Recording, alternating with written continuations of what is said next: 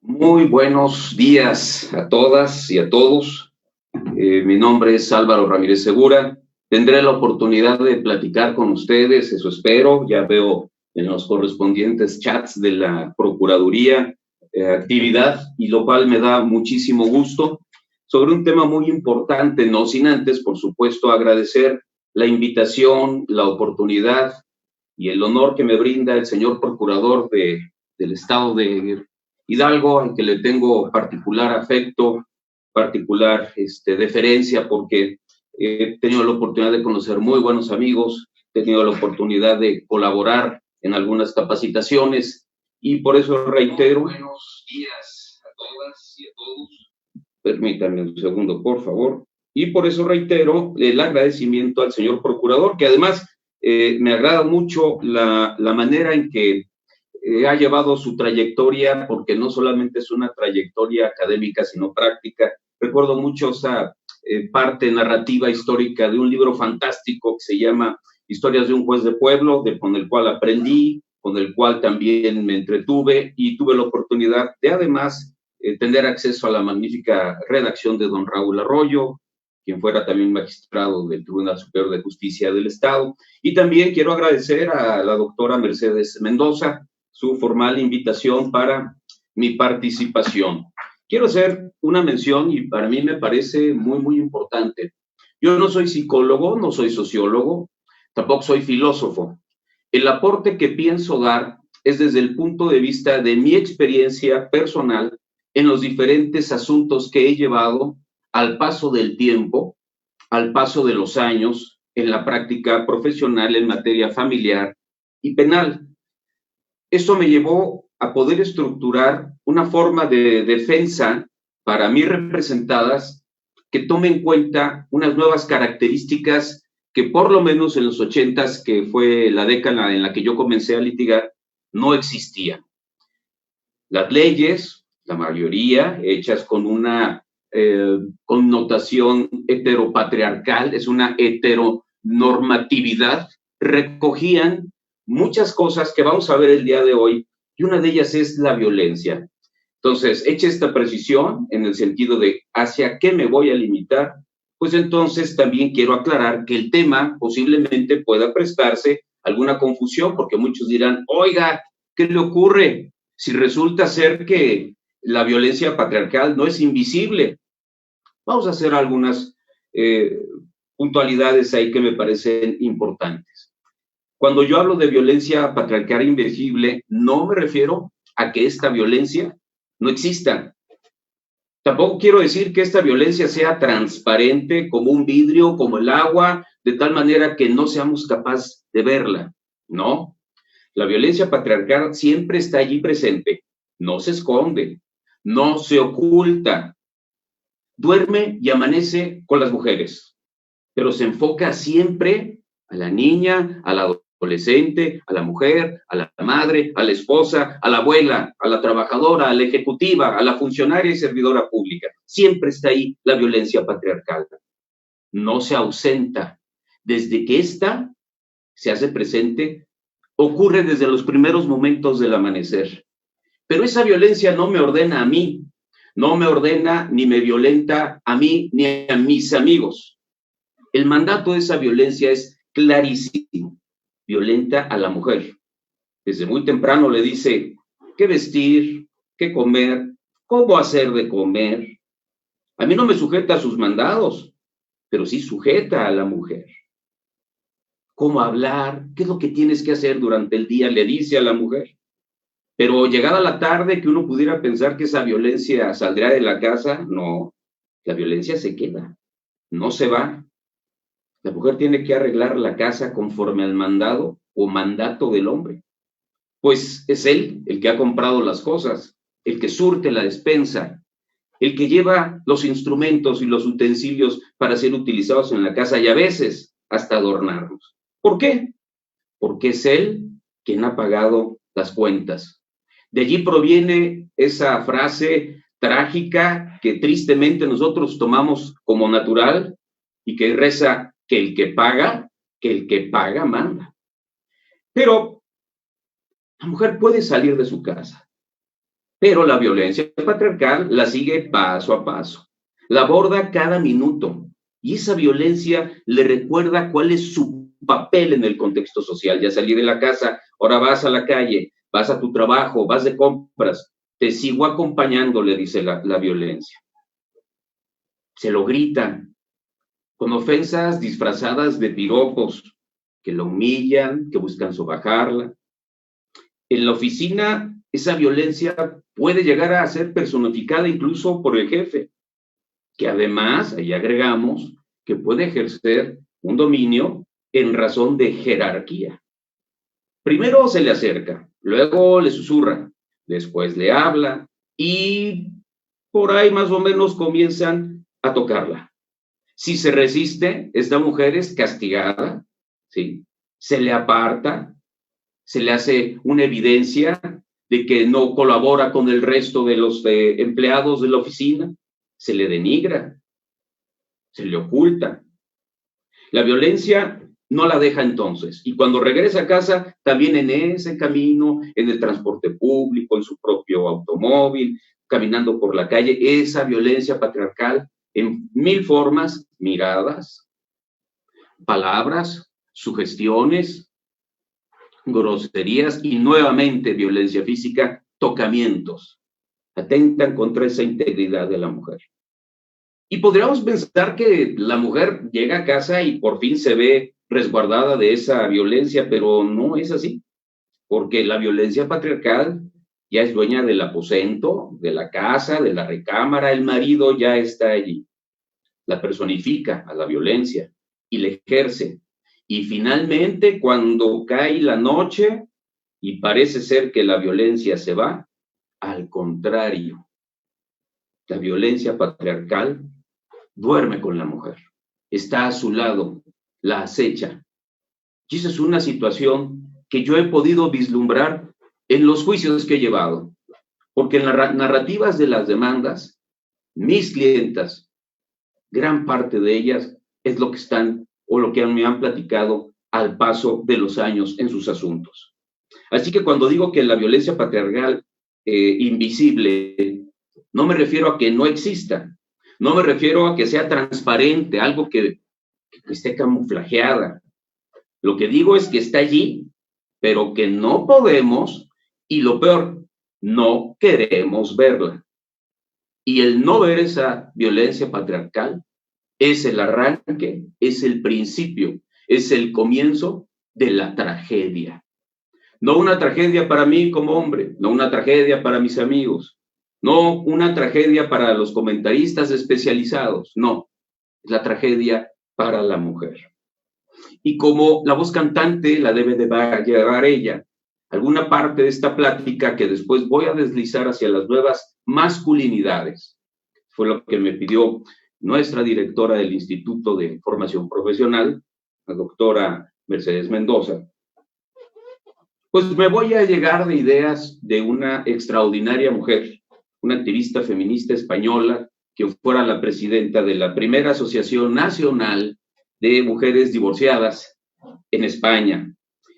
Y eso lo hizo, fíjense, incluso dentro de la dictadura franquista.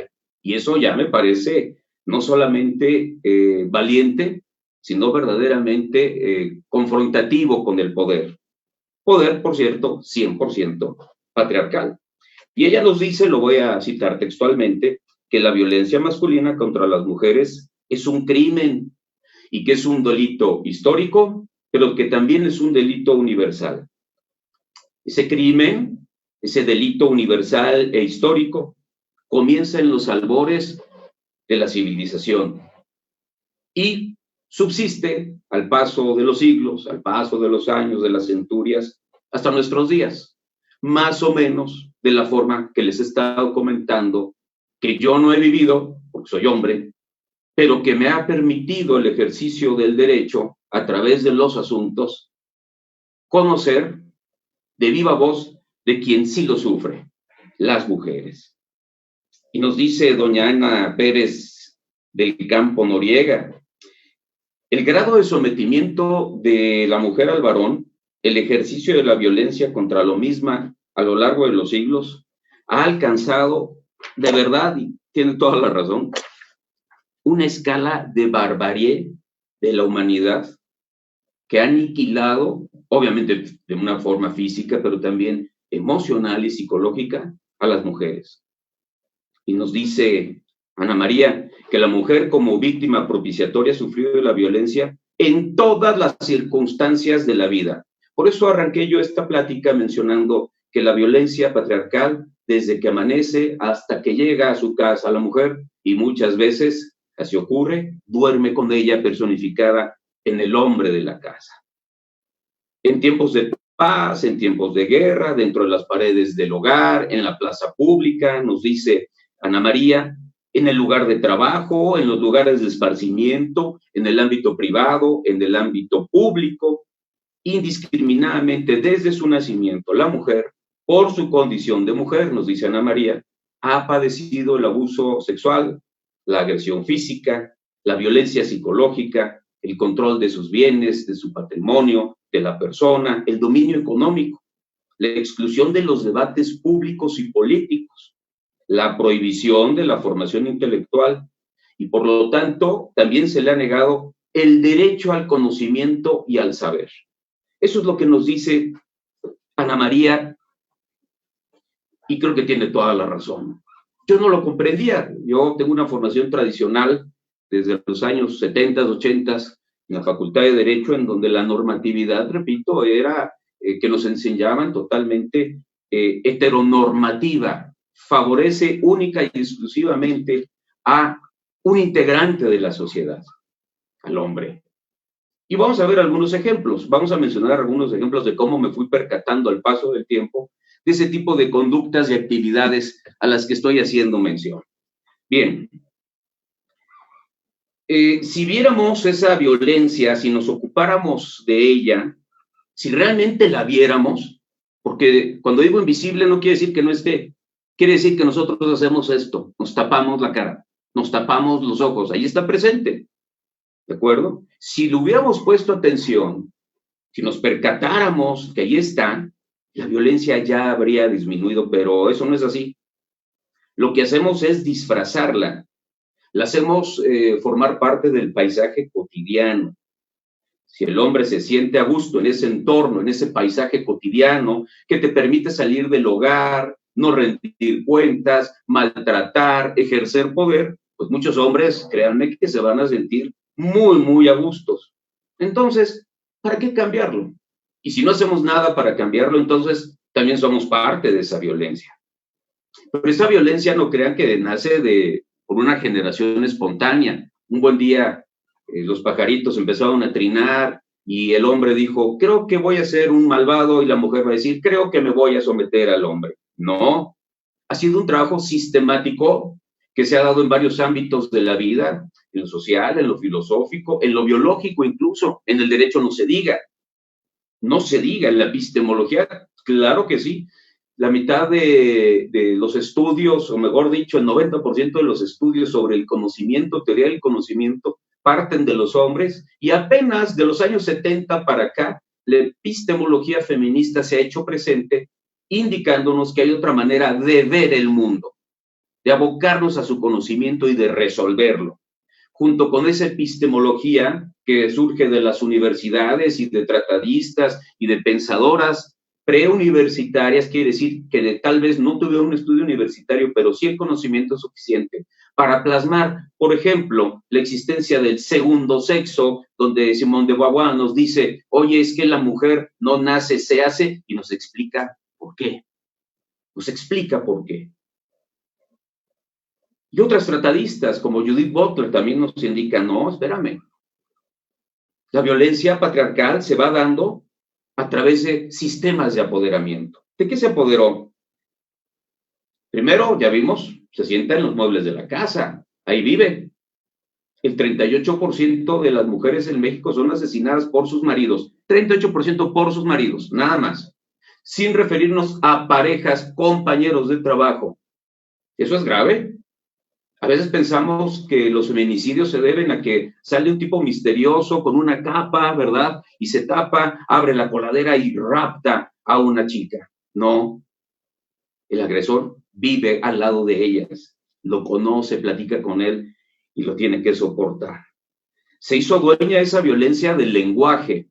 Por eso siempre decimos, ¿cómo están? Muy buenos días, señores. No, es señoras y señores, diputadas, diputados, hombres y mujeres, mujeres y hombres, somos integrantes de este universo. Y es de los dos. También se apropió del derecho. Todavía recuerdo aquellas normas en los años 80 que para que una mujer pudiera vender sus bienes, estaba el consentimiento del marido. Muy grave. Ahora, respecto, por ejemplo, a cómo se ha apropiado del lenguaje. El lenguaje no solamente es la significación de una idea y plasmarla en una palabra, no. Tiene un trasfondo muy profundo. Por ejemplo, en los antiguos divorcios se hablaba del patrimonio. ¿Para quién se queda? Para el padre, patrimonio. Y la carga, entre comillas, del cuidado de los menores a la madre, matrimonio, matriz. Entonces, desde ahí vemos que ha sido un manejo, un control impresionante sobre nuestras formas de pensar, sobre nuestras formas de manifestarnos. Y digo nuestras, porque en esa relación trágica participamos los hombres como dominantes, como aprovechados. No hay la menor duda, ninguna duda, de que ha sido a través de muchas centurias que esta dominación se ha dado. Recordemos, por ejemplo, el modelo de sexo único de Aristóteles, que decía que realmente solo existe un sexo, el del hombre, porque la mujer es un hombre defectuoso. Entonces solamente existe un sexo. Es lo que decía Aristóteles. Lo cual, pues obviamente, permítanme un segundo, vamos a quitar estos escándalos. Okay. Situaciones que se han replicado al paso de la historia, no digamos en relación a la iglesia, en donde algunos estudios acreditan que San Pablo, en algunos casos, lo que buscaba era el sometimiento de la mujer. Él mismo dijo que la mujer debe de ser recatada, no se debe de exhibir y jamás, jamás dar su cara en público. Por eso existían las famosas mascadas que todavía alcanzamos a ver en algunas películas y afortunadamente pues eso ya no se ve. En lo académico es exactamente lo mismo. Las facultades y las academias en México todavía finales de los 90s, en su gran mayoría estaban llenas de hombres, había pocas mujeres, tanto para impartir clase como para tomar la clase. En política, México ha avanzado mucho y se han establecido las famosas cuotas de género, que a mí en lo personal me parecen muy importantes, muy, muy importantes.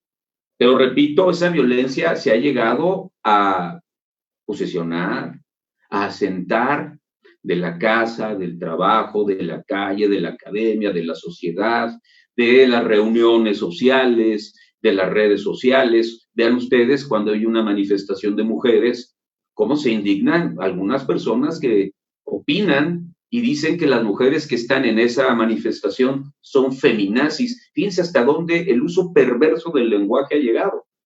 Porque finalmente ninguna mujer ha matado a un hombre por cuestión de ser feminista.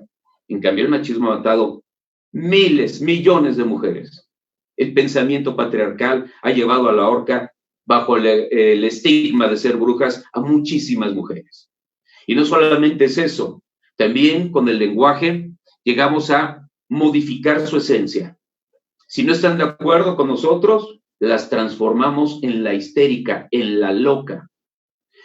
¿Por qué digo esto? Porque lo veo en las contestaciones de demandas en mis asuntos. Mi esposa, dicen algunos clientes, ¿verdad? Mi esposa no llega a entender la problemática de la relación. Esa ya es una expresión violenta, ya es una expresión que se refiere a la mujer como incapaz de discernir, de entender.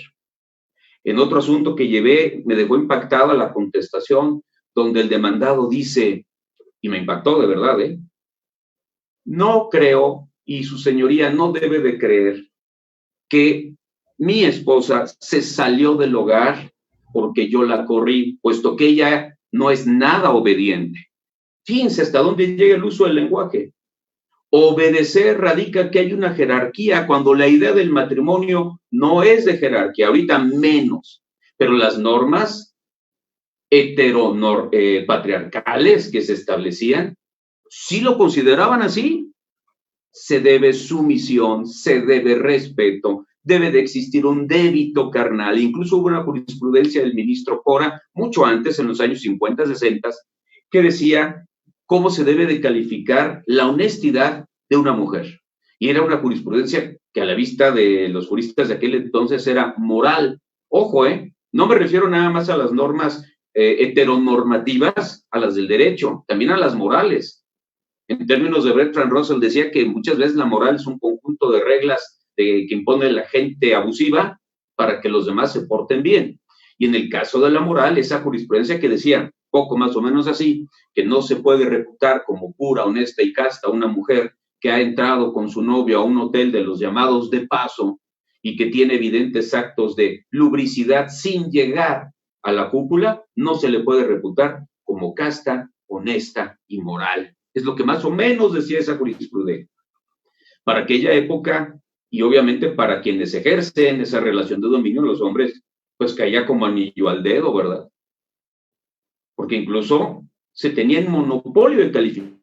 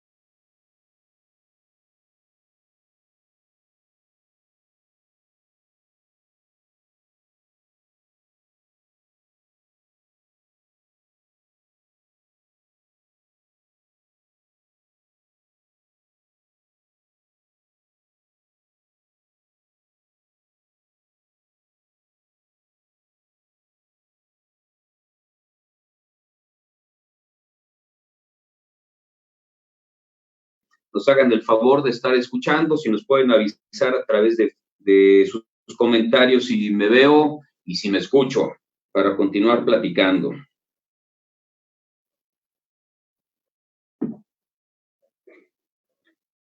¿Sí se escucha bien?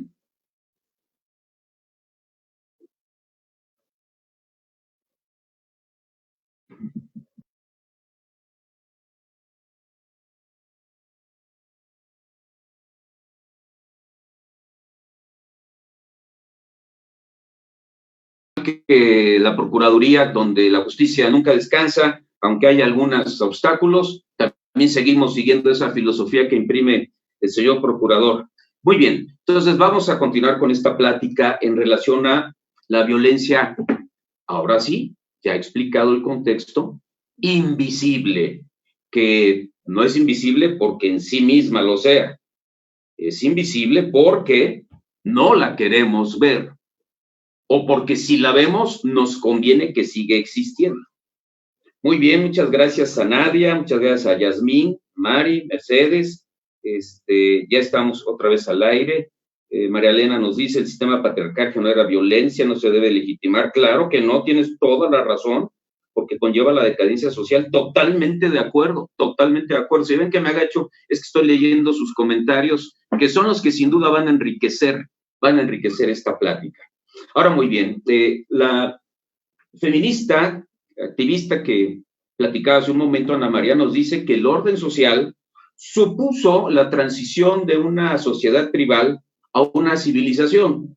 Lo dice de una manera muy genérica, claro que ha llevado mucho más tiempo, pero más o menos lo que nos dice es que esa transición tribal a civilización tiene que ver con una distribución de labores, de funciones. ¿A quién le toca quedarse dentro de la tribu? ¿Y qué debe de hacer? A la mujer. ¿Quién debe de salir? El hombre.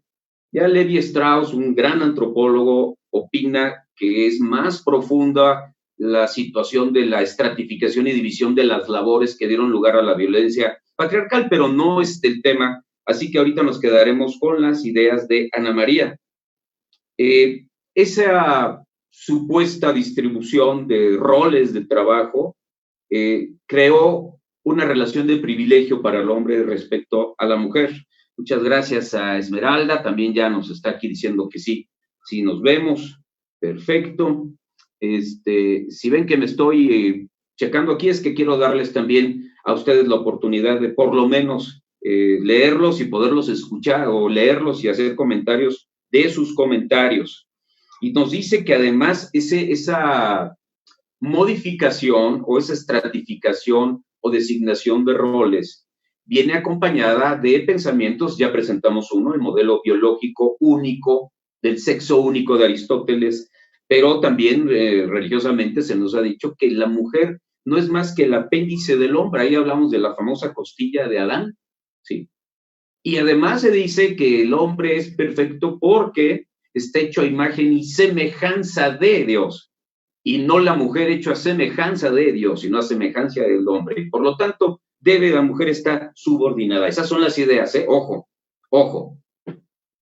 Yo no las comparto, pero dentro de tantos asuntos que he llevado, parece ser que la mayoría de los hombres, si no es que en todos los asuntos que he llevado, sí piensan así. Se ha replicado.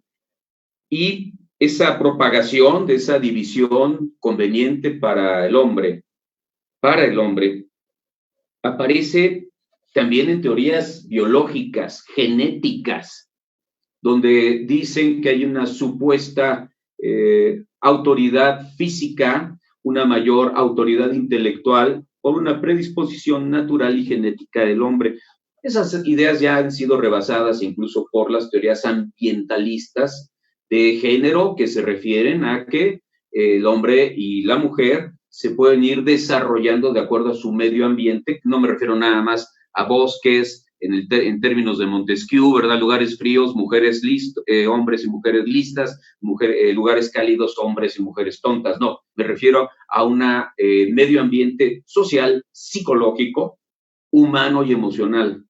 Vuelvo a repetir, yo no soy psicólogo, no me voy a meter en eso, es un tema muy complicado. Solo lo estoy entresacando de mi experiencia y de lo poco que he leído. De tal manera que de allí más o menos surgen esas funciones de desigualdad que actualmente hoy llamamos roles sexistas. Dentro de esos roles sexistas vamos a encontrar mínimo en este momento dos. Tenemos gran cantidad de roles en los cuales tampoco va a meter.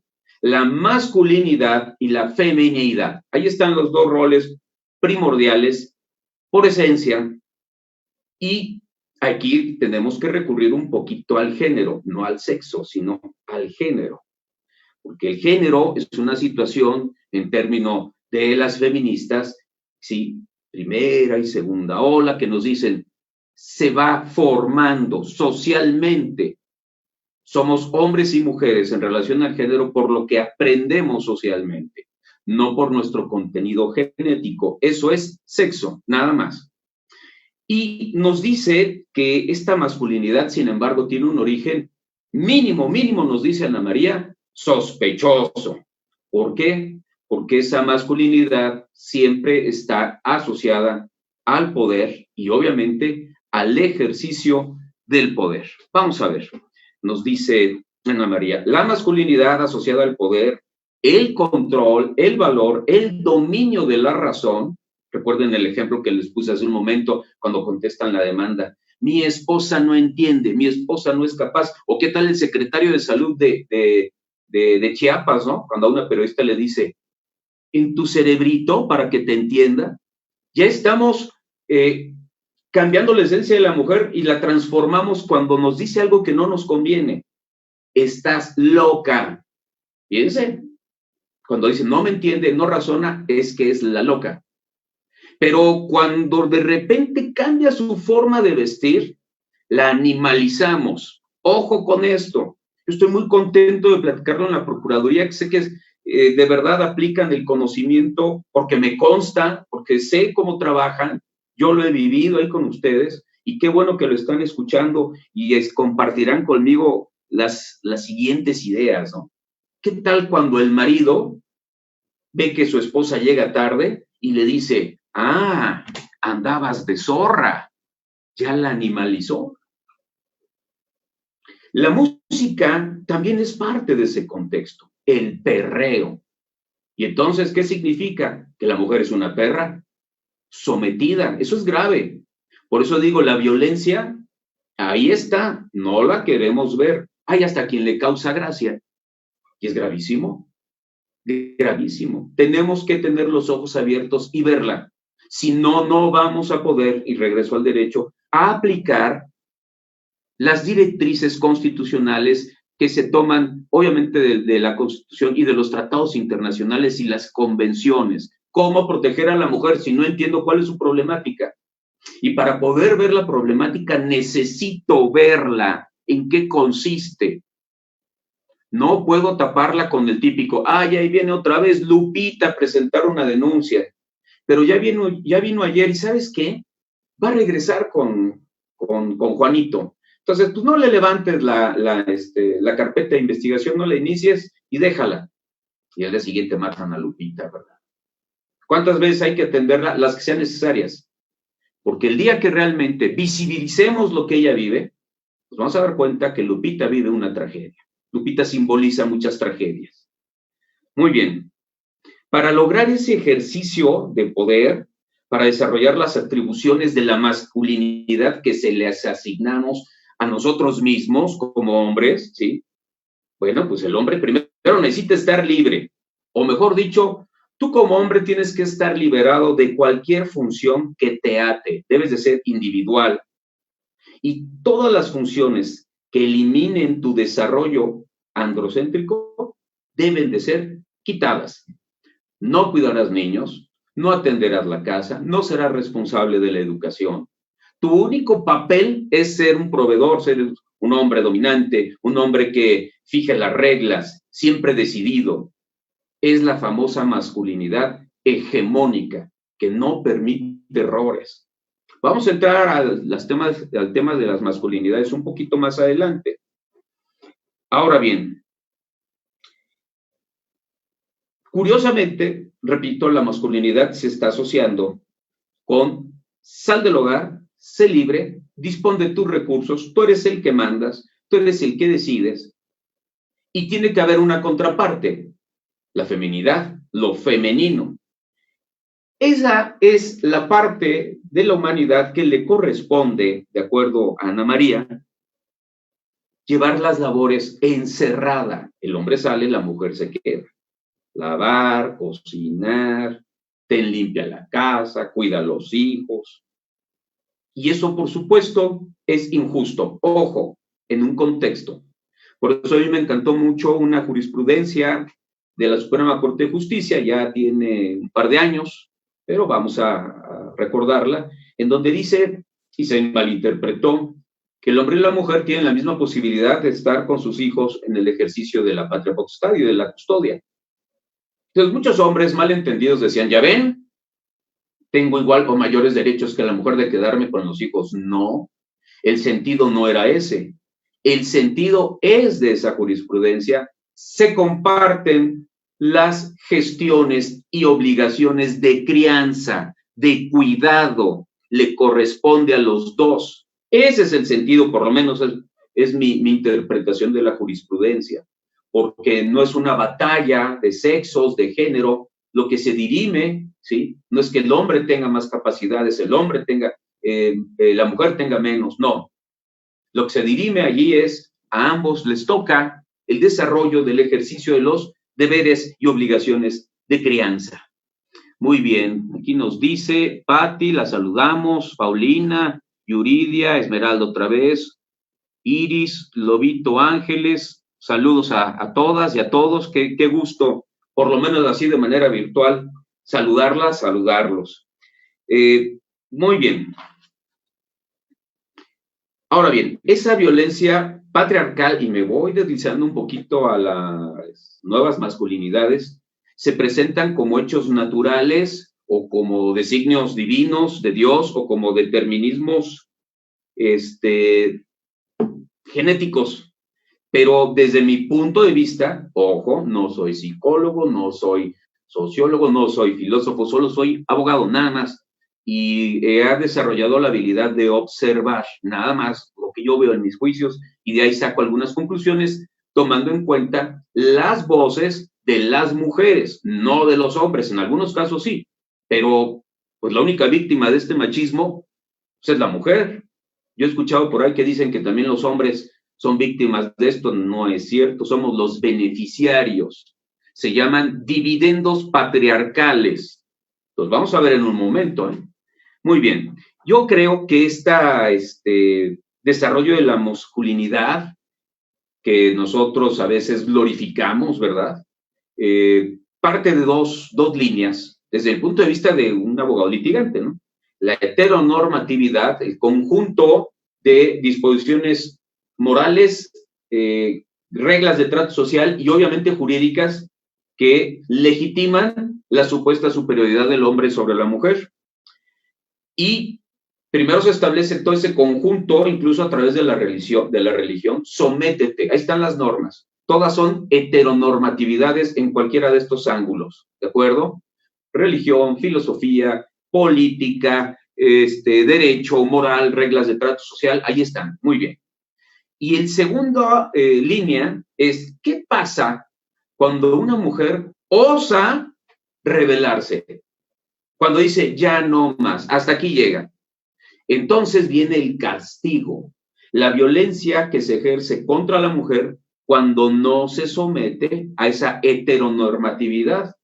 Ahora, quiero decirles que esas normas, todo este conjunto que les acabo de mencionar, las ejerce alguien, pues el hombre, el marido, el jefe, el compañero de trabajo, el tipo que va por la calle lanzando improperios contra las mujeres, el funcionario público que no atiende de manera debida, los comentarios misóginos como el que les mencionaba hace rato del secretario de salud de allá de Chiapas. Ahí están los castigos. Son los más leves, porque vamos a llegar al extremo de llegar incluso al feminicidio cuando hay una rebelión de la chica y el máximo castigo es ese. para que vean cómo le ha dado la vuelta, la vuelta, y esto no se logró gracias a nosotros como hombres. Nosotros somos beneficiarios de los dividendos patriarcales. Se logra única y exclusivamente por el empuje intelectual, por la protesta, por la propuesta de las mujeres. Eso se cambia. Y entonces, a través de sus estudios, a través de su protesta, empezamos a percatarnos y decimos, parece ser que sería conveniente, podría ser muy conveniente, que a lo mejor pensáramos un tipo penal de feminicidio y no lo dejáramos como homicidio. A lo mejor sería conveniente sancionar diversas violencias como la económica, patrimonial, emocional, psicológica, cuando se ejerce cuando se ejerce contra la mujer estas sanciones a su rebelión heteropatriarcal. Es muy importante que nosotros, y digo heteropatriarcal con una intención, ya lo explicaré también más adelante. Muy bien. Pero nos han pedido que platiquemos de las nuevas masculinidades. Es decir, tenemos que hacer algo. Yo creo que nuestras legisladoras y nuestros legisladores, a base de empuje de las mujeres, han comprendido muy bien que se tiene que legislar en la materia. Han comprendido muy bien, incluso, y así lo han señalado en las leyes, ¿sí?, que tenemos que tener una perspectiva diferente cuando en los conflictos hay intereses de mujeres involucrados. Y nuestras juzgadoras y nuestros juzgadores también lo aplican y comienzan a hacerlo y lo hacen bien cuando el litigante le dice, hay una cuestión de género involucrada y le decimos cuál, y la toman en cuenta para resolver. Y regreso a los casos prácticos. Hace poco tuve un asunto muy fuerte en Guerrero, en donde más de 400 policías llevan a cabo un cateo, ingresan 50 a la casa de una señora, la sacan, supuestamente encuentran armas, bueno. ¿O cómo se obtuvo la libertad? Entre otros razonamientos, porque visibilizamos la problemática. Su señoría, la chica está sola. Hubo más de 50 elementos en su casa. Le tomaron foto desnuda. ¿Ya qué humillación? Pero además involucramos los derechos de menores. Y ahí aplica el artículo 4 constitucional. En todos los asuntos donde están involucrados derechos de menores, se debe de tomar en cuenta. Y obtuvo su libertad. Muy bien, perfecto. Pero esos roles de masculinidad, que son los que pues, a mí como hombre pues, nos convendría, ¿verdad? Es una posición muy cómoda. Déjenme ver qué comentarios hay aquí. Es andrógina la ideología de los grandes pensadores que admiramos como Sócrates, que decía que ser feliz era ser hombre. Sí, estoy de acuerdo. Y según, estoy de acuerdo con la opinión de Rovna, de Han Rovna, o de Einstein. Por cierto, les recomiendo, lean el convenio de divorcio de Einstein, y si quieren un ejemplo de lo que es ser misógino y realmente un ser horroroso en términos de cómo habla el ex canciller Castañeda, horroroso, así lo dijo en una expresión refiriéndose a uno de los bellos pueblos de Oaxaca, un convenio de divorcio tan espantoso como el de Albert Einstein. Muy buena opinión, te agradezco mucho. Por aquí nos dice que Alberto Hernández, veo un comentario que se hizo sobre una circular. Bueno, yo creo que todos tenemos la oportunidad, en efecto, de aprender y salir adelante de nuestros errores. Siempre es un proceso de crecimiento. Nos dice Karina que es importante la información, conocer las diferentes formas en que se limita y castiga a la mujer. Uy, hay un montón, Karina, un montón. Nos quedaríamos cortos. Nos dice Esmeralda que le gusta la idea de sancionar las violencias de acuerdo a sus características, sí, la económica, patrimonial, pero, por ejemplo, respecto a la patrimonial, hay veces que cuando se presentan las mujeres, y es que se quedó con mi tarjeta de crédito y tiene mis pasaportes, ya es violencia patrimonial. En las órdenes de protección requieran que el individuo agresor regrese, esas cosas no le pertenecen, y además son parte de una violencia. Muy bien, entonces, la masculinidad, decía, va de la mano con la idea de feminidad. Se ha creado que lo femenino es someter, estar en casa, lava, plancha, trapea, recoge, y se llevó al extremo incluso hasta de cumple todos los caprichos del hombre a través de una figura que me imagino que debe haber sido espantosa para las mujeres, ¿verdad? El débito conyugal, que consistía en tener relaciones sexuales por el solo hecho de que el marido lo deseara y se consideraba incluso una obligación. Le damos la bienvenida a Rosy Dávila, qué bueno que ya estás aquí con nosotros. La masculinidad se define como un conjunto de atributos, valores, comportamientos y conductas que son característicos del hombre en una sociedad determinada, ¿no? Ya imagino yo la masculinidad de los antiguos vikingos, ¿verdad? Todos barbones, agresivos, violentos. Bueno, algo de eso se ha conservado, sobre todo lo violento, ¿eh? Bueno, también lo barbón. No es mi caso, pero de muchos sí. Y nos dice que lo masculino es una construcción, nos dice Ángels Carabi, es una construcción social. Y esa construcción social se va modificando de acuerdo a cuando se dan cambios ideológicos, económicos e incluso jurídicos, cambios jurídicos que ya se han dado a través de la diversa normatividad, ¿no? Ahí Hidalgo tiene leyes avanzadas, es el caso de su código familiar o su código de procedimientos familiares, que me parece agiliza el procedimiento y lo cual nos da un acceso rápido a la justicia, lo cual se agradece, por supuesto. Y nos dice que Carabi, que lo masculino se debe de contraponer a lo femenino. La masculinidad, dice, no debe de ser femenina, tampoco es étnica, perdón, no es homosexual, porque la masculinidad, si se asocia con eso, entonces sería inferior. Es lo que nos dice Carabi. No puede ser femenina, no puede ser homosexual, porque eso implica ser inferior. Es lo que nos dice. Se ha optado de esta manera por configurar a través de la masculinidad sociedades sexistas, racistas y homofóbicas, incluso así gobernadas, ¿no? Tenemos muchos ejemplos como Estados Unidos o Brasil, ¿no? Donde quien domina es el macho, el agresivo. A ver si no me meto en problemas y me cancelan la visa, yo creo que no, pero bueno, tipos de masculinidad que entendemos hoy y que se presenta como hegemónica. La masculinidad hegemónica es la que encarna a la perfección sus orígenes en el patriarcado y para que funcione siempre se va a basar, siempre, en la opresión de la mujer. No puede haber masculinidad al 100% en términos de Carabi si no se menosprecia, si no se sobaja, si no se somete a la mujer. ¿Cuándo surge este tipo que hasta la fecha estamos viviendo de masculinidad? Nos dice este mismo tratadista junto con Mose, que se vislumbra al final de la Revolución Francesa, se va creando este estereotipo moderno de la hombría. Vamos a ir quitando algunas hojas. Y entonces tenemos tipos de masculinidad. Hegemónico. Sus integrantes se caracterizan por ser personas importantes, independientes, autónomos, activas, productivas, heterosexuales y a nivel familiar, proveedores y con un amplio control de sus emociones. Ojo con control de sus emociones. ¿A qué se refiere en cierta medida? No pueden llorar, no pueden tener duda. Por lo tanto, al limitarse ellos, se lo limitan a los demás. Eso es obvio. Eso es obvio. ¿Dónde está el cariño a los hijos? La forma de educarlos, el buen trato a los empleados, el buen trato a los socios. Eso tiene repercusiones prácticas. Pero también tenemos una masculinidad subordinada porque solo unos cuantos pueden ejercer la hegemónica.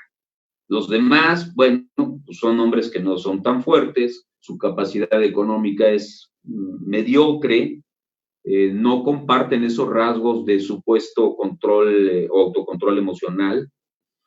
Y puede también existir masculinidades alternas.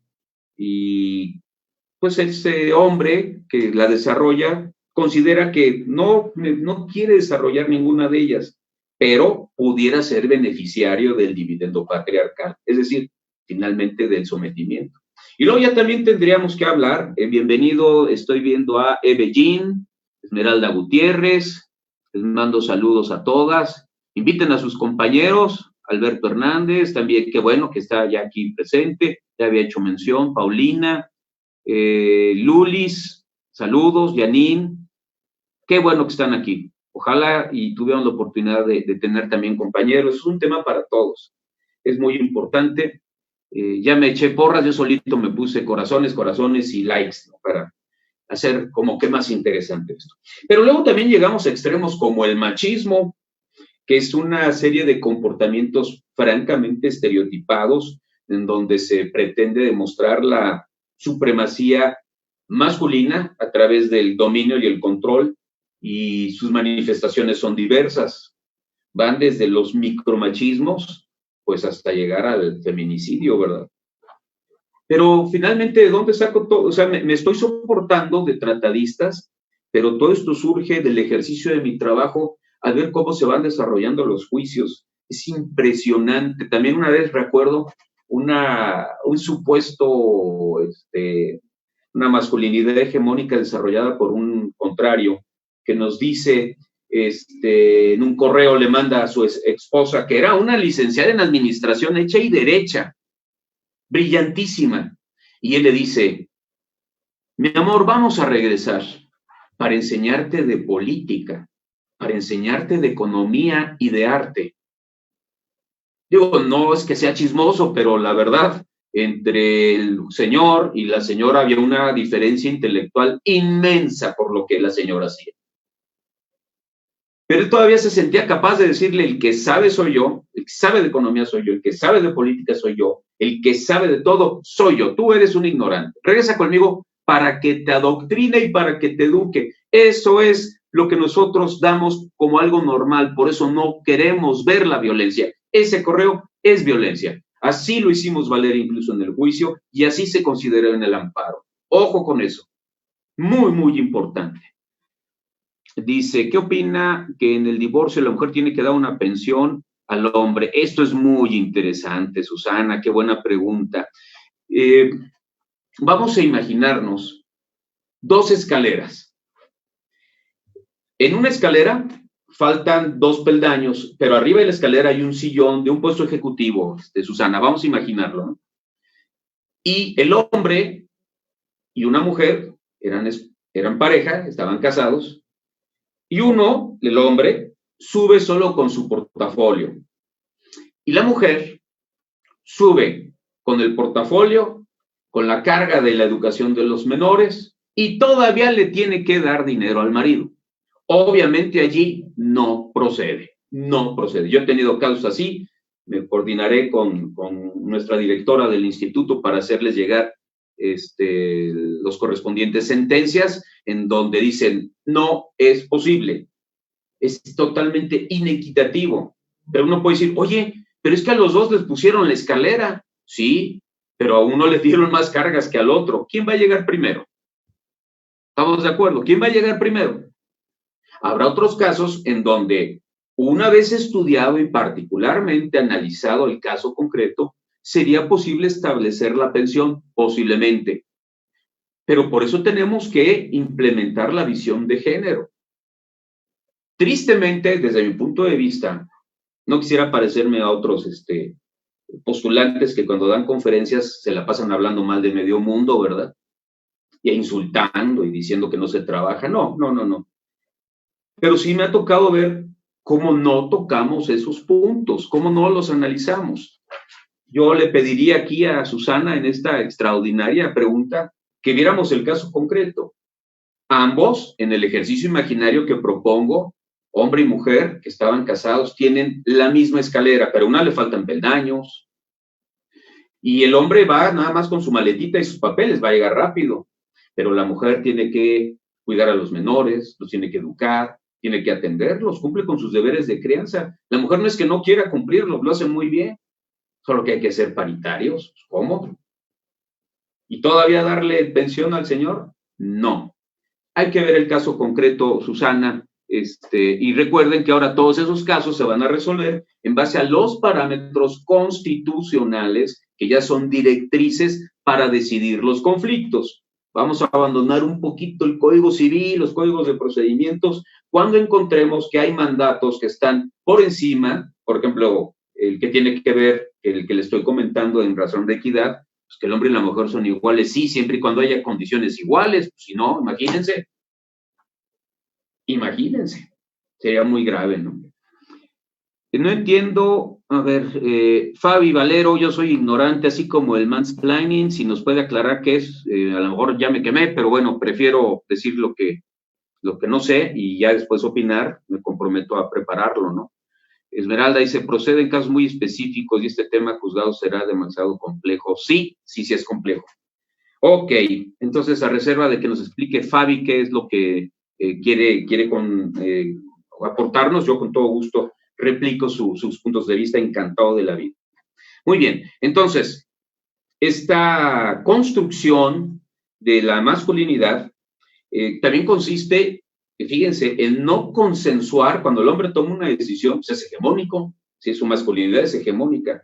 No consensuar y tomar en cuenta a la pareja. A mí me tocó llevar otro asunto, en donde el marido llegaba al restaurante, llegamos a un Vips, y decía, Pedrito va a comer esto, Gabriela va a comer esto, y mi esposa tal cosa. Ya hasta decía lo que iban a desayunar. ¿No es grave? Pero esa misma actitud la llevan en el trabajo. Si son altos ejecutivos, no toman en cuenta lo que la mujer ejecutiva diga. Y ahí, ¿quién pierde? La empresa. Y vamos a ser muy claros, los Estados Unidos nos llevan una delantera en esto porque los puestos ejecutivos de mando en Estados Unidos actualmente casi el 50%, están por ahí del 47, 46%.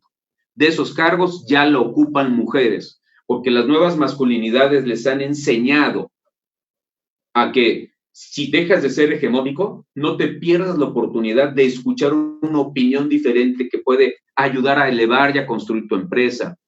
Nos dice, cuando un hombre interrumpe a una mujer para explicarle algo de manera condescendiente por el simple hecho de asumir que él tiene un mejor manejo del tema, que esté tratando sin ver ningún tipo de pruebas. Sí, claro, ahí tenemos un muy buen ejemplo de no consensuar, ¿no?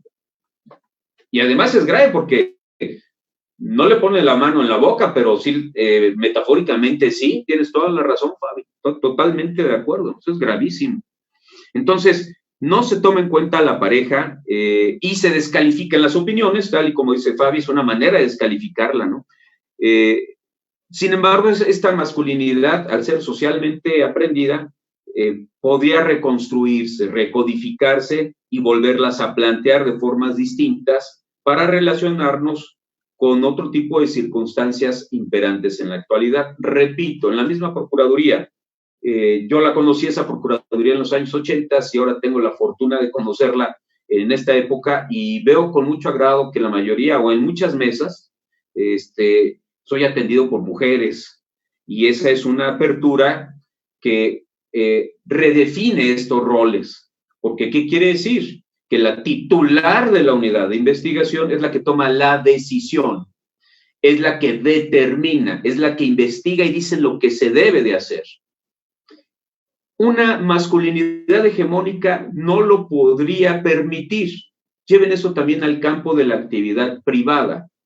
Muchas empresas en México, sino que es la gran mayoría, están manejadas única y exclusivamente por hombres. ¿La empresa se pierde de algo? ¿Alguna idea de la mujer? Claro. Pero también eso pasa en la familia, ¿no? También pasa en la familia.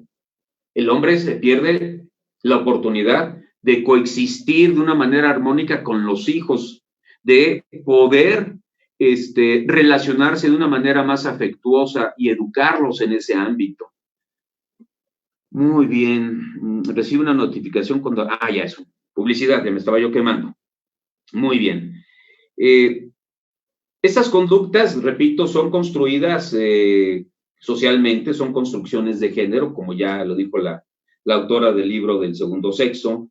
La mujer no nace, se hace, llega a serlo, la masculinidad no nace, también se hace, también se construye, porque recuerden que el género son características socialmente asignadas que se van aprendiendo a lo largo de la vida y pueden cambiar. ¿Cómo las aprendemos? Con lo que nos enseñan nuestros padres, con lo que vemos en la tele, con lo que escuchamos en el catecismo. O sea, son muchas cosas que nos hacen ser para que quien juegue ese rol, una masculinidad hegemónica. Dice Ivette, hablar de desigualdad por cargos laborales, estamos hablando de estos techos de cristal que las mujeres enfrentamos, pues tienen que seguir peleando y nosotros como hombres darnos la oportunidad de reconstruir esa concepción y no perdernos, repito, la oportunidad de aprender. Véanlo en el caso de Alemania con su jefa de gobierno, de Estado, ¿no? Con Merkel. Hay quien la critica, dice, fíjense hasta dónde llega el despropósito hacia la mujer, ¿no? Se le dice, parece hombre. No, es mujer. No está actuando como hombre. No está robándose el rol de un hombre. Está desempeñando el rol de la jefa de Estado de Alemania, del país económicamente más poderoso de Europa, ni más ni menos. Ahí tenemos un buen ejemplo. Los alemanes fueron tan hábiles de darse cuenta que no pueden desperdiciar un talento de ese tamaño. Los roles de género parten de ese aprendizaje. ¿Qué es lo que se nos enseña? Bueno, las mujeres, labores domésticas, que implica a lo largo del tiempo sometimiento y debilidad, y los hombres salen a trabajar, lo que implica, de acuerdo a los tratadistas, en este caso Michael Kimmel, que implica poder, libertad y fortaleza. Y entonces nos dice Michael Kimmel que hay una propuesta de reglas de masculinidad occidental que deben de seguir esas formas de masculinidad. Y nos dice, la masculinidad es el repudio total de lo femenino. Por eso también el masculino hegemónico repudia al homosexual, a la diversidad. La cuestión sexual de cada persona es asunto de cada quien, pero el respeto hacia esa forma de pensar es asunto de todos. Bueno, quien lleva a cabo o desempeña esta manera de desarrollar la masculinidad hegemónica no tiene identificación en absoluto con lo femenino en ninguna de sus manifestaciones. Y por lo tanto, nos dice Michael Kimmel, que el hombre hegemónico, el hombre masculino hegemónico, no tiene nada que ver con asuntos de mujeres. Y también una de las características de esta masculinidad hegemónica es que el timón de todas las cosas, trabajo, familia, religión, educación, radica en el hombre. La masculinidad se va a tener que medir por el poder, por el éxito, por la riqueza, por la posición social, sin importar por quién pase encima. ¿De acuerdo? Dice el dicho, de acuerdo a este tratadista, el que al terminar tiene la mayoría de piezas gana. La masculinidad implica también permanecer tranquilo y confiado en las crisis, no demostrar emociones. Y creo que, no soy psicólogo, pero yo creo que si nosotros como hombres contenemos emociones, alguna desviación emocional y psicológica vamos a tener tarde o temprano. Ahora, ¿cómo nacen esos estudios sobre las masculinidades? Gracias al avance de los feminismos de primera y segunda ola o generación, olas, ¿sí? En donde sí definen que lo femenino es una construcción artificial de la sociedad y obviamente su contraparte es exactamente lo mismo con la situación de lo masculino, las nuevas masculinidades, o me gustan más las masculinidades alternativas, proponen replantear la idea de masculinidad y desaprender esos roles de género que fueron adquiridos durante toda la vida. Es difícil y perpetuados a lo largo de siglos. ¿Por qué es difícil? Porque así nos educaron. A nosotros nos cuesta mucho trabajo desprendernos de esa posición, de ese dividendo patriarcal de dominio que implica llegar tarde a casa, que nos atiendan, el mandar en la oficina, el sentir el derecho de acosar a la empleada o de menospreciar la labor de la compañera del trabajo. Las nuevas masculinidades no se refieren necesariamente a la forma de vestirse, a la forma de hablar. Son roles interactivos que tienen que ver en su conjunto con una nueva concepción de lo que como hombre tengo que llevar a cabo, y lo que me queda muy claro es que como hombre no debo de desarrollar este tipo de conductas opresivas que van en detrimento siempre de la mujer. Ya tenemos un poquito más de una hora. Estoy checando aquí sus mensajes, no quiero avanzar más. Gracias a Grecia Nava, excelente catedrático. Si usted fuera mi alumna ya tendría 20 de calificación ahorita. Gracias por sus palabras. Si tienen dudas, me encantaría realmente interactuar con ustedes para ver qué más podemos aportar en este tema que es tan importante, la violencia patriarcal, que ya expliqué por qué le puse, cuál fue el título de la conferencia, de la plática, invisible, no porque no exista, no porque no se vea, sino porque nos tapamos los ojos, no porque no cause daño, sino porque lo toleramos, no porque no lastime, no, sino porque realmente duele y no queremos hacernos responsables de ese dolor que se está causando. Joselina dice, es un tema complejo, pero súper importante para la sociedad. Así es, Joselina. Gracias al doctor Francisco Lembo, que también nos está acompañando en esta plática. Y bueno, sé que todas y todos están inmiscuidos en labores de trabajo, aunque dicen que a través de esta nueva normalidad cibernética no existe, pues sí tenemos trabajo, pero yo quiero nuevamente reiterar mi agradecimiento al señor Procurador General de Justicia del Estado de Hidalgo por la amable invitación que hizo. Es un honor para un servidor poder colaborar con un poco, si es que así se considera, a impartir un poquito de conocimiento, si es que así se llegara a tomar, para todas ustedes y hombres y mujeres que integran esa importantísima institución de procuración de justicia, y también reiterar mi agradecimiento a la doctora Mercedes Mendoza, Karina Barreto. Las mujeres también pueden aprender a ejercer violencia patriarcal. Es un tema muy complicado, muy, muy complicado.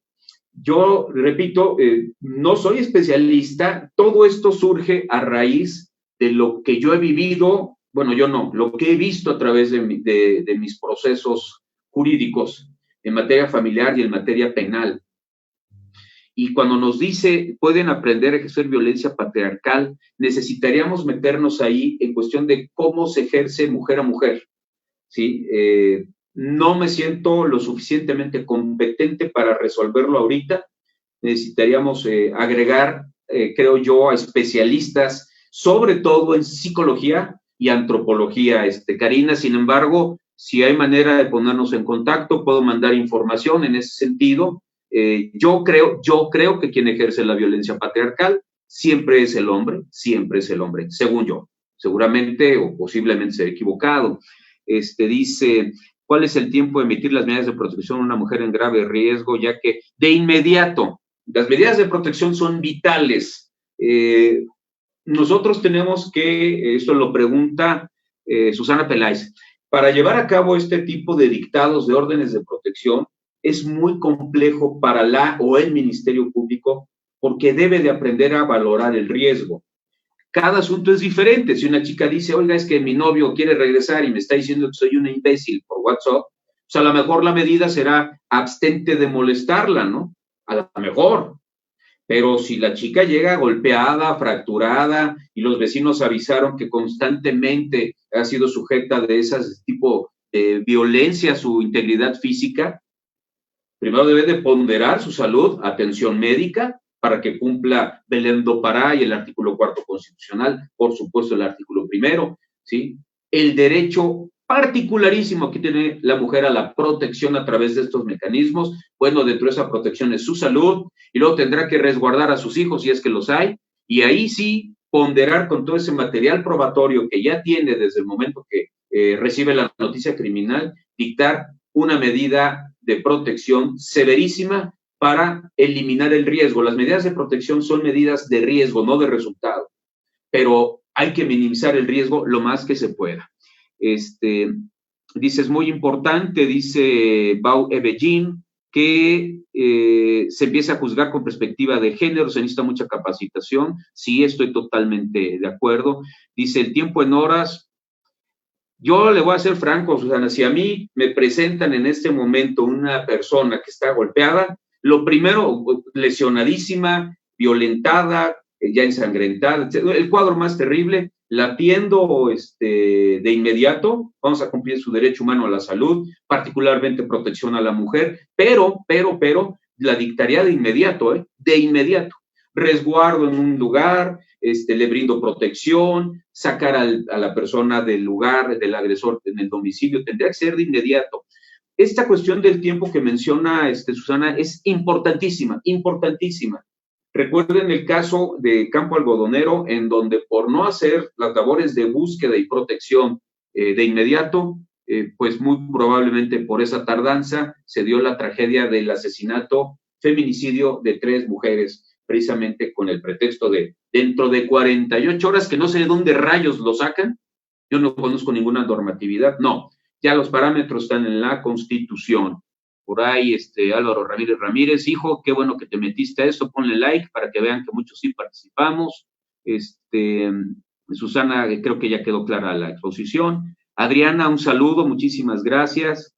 Sandy López, sí, para mí es un honor estar otra vez ahí con ustedes, aunque sea en esta vía, platicando temas que son tan importantes, tan importantes. Y pues no sé si tengan alguna otra duda, alguna sugerencia, incluso algún comentario, una aportación. No tenemos micrófonos abiertos, pero yo lo leo y claro que lo podemos enriquecer.